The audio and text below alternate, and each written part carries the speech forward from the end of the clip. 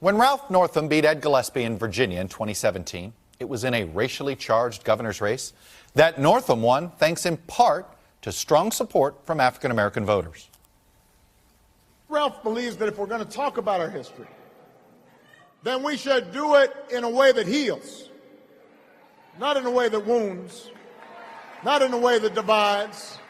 Now his career may be over after this photo from Northam's medical school yearbook page, which emerged late Friday. Within hours, Northam apologized, writing, "I am deeply sorry for the decision I made to appear as I did in this photo and for the hurt that decision caused then and now." But yesterday, a reversal.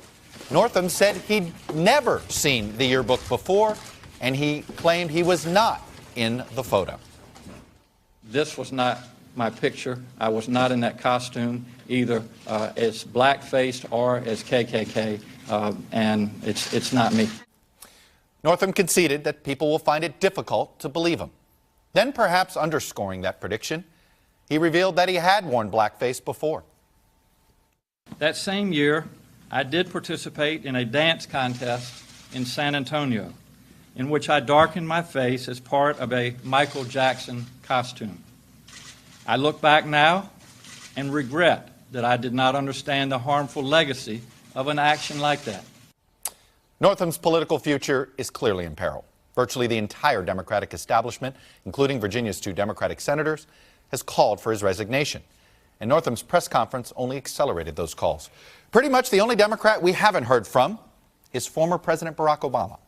It's possible that 10 or 20 years ago, a politician like Northam could have apologized his way out of this. But the political climate has clearly changed. Democrats in particular are showing zero tolerance, especially among their own, for behavior that they have condemned President Trump for. And if Northam won't go on his own, what do Democrats do? Hey, NBC News fans, thanks for checking out our YouTube channel. Subscribe by clicking on that button down here, and then click on any of the videos over here to watch the latest interviews, show highlights, and digital exclusives. Thanks for watching.